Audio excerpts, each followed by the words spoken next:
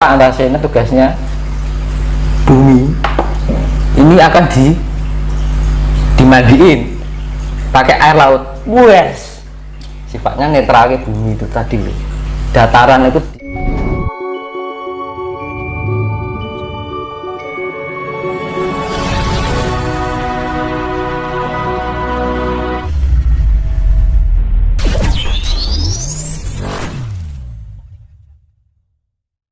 Selama ini dan sampai sekarang ini orang pada kehilangan itu. Mungkin kasih sayang pada keluarga umum wajar, ya kan? Itu pun aja banyak yang kehilangan kasih sayang dengan keluarga, iya kan? Bapak lali anak, anak lali bapak, gampang aneh kan? Iya mas. Dulur tegel karo dulure, kan sedulur sama saudara sudah nggak ada kasih sayang, teman makan teman, anak ya. Dan ini semakin merebak, semakin kesini semakin menjadi-jadi. Makanya saya bilang tadi, ini nanti karena energi cakra semesta ini yang cokro panggilingan itu akan energinya semakin besar, ini akan mempengaruhi emosional. Lah, emosional itu kalau kita nggak bisa menjaga diri dengan kestabilitas diri kita sendiri, terbawa, akhirnya terhanyut di dalam sifat-sifat keegoan. Akhirnya nyalahke, akhirnya merasa benar, merasa pintar. Nah, ketika kita menyalahkan orang lain, itu sebenarnya kita memukul diri kita sendiri tanpa sengaja. Tapi kalau kita berbuat sama orang lain kebaikan, itu juga ada imbasnya pada diri kita. Makanya hukum cermin itu. Jadi wong uripi kaya wong ilo, kaya orang bercermin gitu. Ketika kita mengeluarkan cahayanya biru, ya kembali ya biru. Kalau kita keluarkan cahayanya merah, yang kembali ya merah. Hidup seperti itu. Makanya dianjurkan untuk kasih. Makanya misalkan kasih kita nggak diterima, nggak masalah. Itu tetap kasih kembali pada diri kita. Misalkan orang balasnya wis ben urusane Gusti Allah kan ngono to. Perkara elek ning awake dhewe, kita nggak perlu wah kayak ini ben urusane Gusti Allah. Ya itu malah berbahaya loh. Jadi ketika orang ini misal jenengan disakiti orang, terus jenengan menerima, lah yang menyakiti itu bebannya semakin berat. Tapi ketika jenengan disakiti orang, jenengan membalas, yo impas, jenengan nggak dapat apa-apa, ini ya rugi. Gitu ya Pak ya. Iya toh?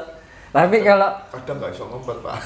lah itu loh, namanya ego itu tadi yang harus kita waspadai. Makanya untuk cara satu-satunya iki tak simpen, tak save ning otakku, ning rasaku. Aku aja lali karo sifat welas asih. Aja lali karo sifat welas asih. Itu terus. Setiap mau ngomong, kelingan welas asih. Ketika berprasangka buruk, kelingan sifat asih. Iya kan? Nah, itulah namanya kesadaran itu karena itu. Yang menyadarkan diri kita, yang meningkatkan tingkat kesadaran kita adalah apa? Ya welas asih itu sendiri. Kuncinya semuanya itu kasih sayang, nggak usah kemana-mana. Iya kan?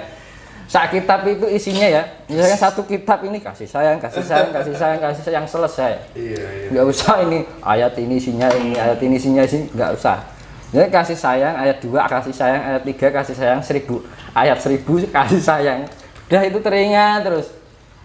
Itu timbul tingkat kesadaran dalam diri kita. Nggak mungkin orang mbok wis lah, Tuhan itu maha tahu ya, dilalah itu bejo terus ya nek mau selamat rongkaran bejo, nek wong bejo mesti selamat gitu. Prinsipnya bahwa bejo ya kan, keberuntungan, apes, kesialan itu yang ciptakan manusianya sendiri Pak. Jadi terbawa dari pikiran dan kebiasaan yang berulang-ulang sendiri sebenarnya. Oke, poinnya dikasih sayang. Manusia itu proses, ya kan? Kalau Tuhan itu unproses, jadi manusia itu berproses. Kalau kita nggak mau berproses, ya wis, kan gitu. Manungsa winenang di berbawase sok ana ing astane Gusti. Manusia berhak untuk berusaha. Tuhan yang menentukan, kan gitu.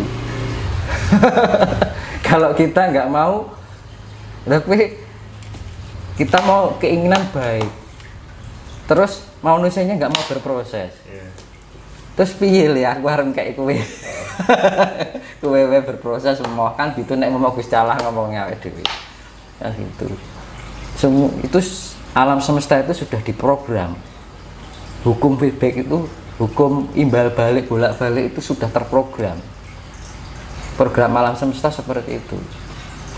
Hukum cermin, hukum feedback atau imbal balik, manakala kita memberikan istilahnya tabur tuai, kita yang tabur baik ya kita tuainya baik itu aja. Makanya dia bilang tadi satu kitab ini, kitab 1 sampai 1000 isinya welas asih sudah cukup. Nggak perlu ayat ini, bacanya ini nggak perlu, tapi terapannya marai bingung kan gitu loh. Iya.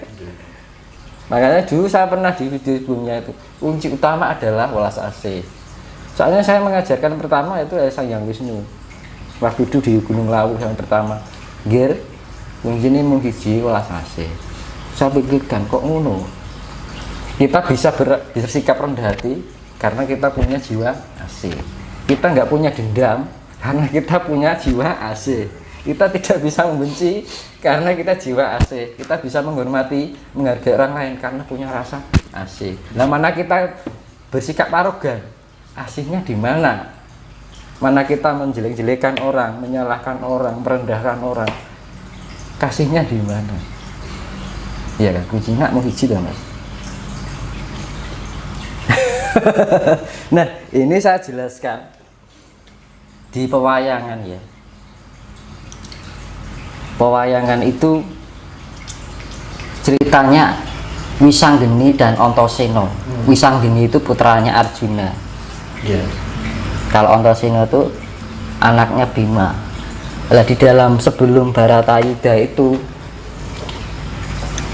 Wisanggeni dan Antasena itu menghadap ke Sang Hyang Wenang. Mau diadakan Baratayuda itu saya harus bersikap apa? Gitu. Tanya sama Sang Hyang Wenang, kamu tidak diperbolehkan untuk mengikuti perang Baratayuda. Karena apa? Cukup Wisanggeni dan Antasena pun itu sudah habis semua, nggak usah pakai perlu Pandawa dan prajurit. Terus gimana untuk menemukan kemuliaan? Karena apa? Kalau yang dihabiskan hanya Kurawanya, lah tamengnya Kurawa itu ada Bathara Kala sama Durga. Kalau ini Bathara Kala Durga ini nggak mati, ini misalkan Kurawa habis, besoknya lagi ini masih keluar lagi. Itu penggambaran akhir zaman yang akan datang ini. Nah gitu. Bathara Kala itu adalah waktu, artinya siapa saja tidak bisa melawan hukum karma waktu, imbal balik ini waktu. Terus Durga itu anak sifat angkara murka yang bawa melo ruang itu Mas. Jadi enaknya nggo panas terus gitu loh, kebencian, enaknya sifat kebencian terus. Nah, Wisanggeni itu kan titisannya saya yang menang. Antasena itu titisannya Bathara Baruno. Bathara Baruno itu dewanya air laut, samudra atau air asin. Kan dewa itu kan manifestasi dari alam yang seperti saya jelaskan di video sebelumnya itu. Misalkan atmosfer itu dewanya Wisnu. Ya, oksigen itu udara dewanya Bayu. Nah itu nanti saya jelaskan masalah Semar juga secara logisnya. Semar itu apa, jangan hanya melihat sosok terus gitu kan, akhirnya imajinasi tok sini kan gitu. Jadi kita kalau di peradaban besok mainnya sudah main partikel dan cahaya, jadi sosok itu ora usum, terlepas dari keluar dari imajinasi. Jadi fakta semua, fakta gitu. Iya. Itu loh, alien sudah menggunakan kayak itu. nggak ada yang namanya sosok ini, ada sosok ini, perwujudan itu imajinasi. Alien itu sudah canggih, mereka sudah tidak memakai itu, berat itu kuno sudah.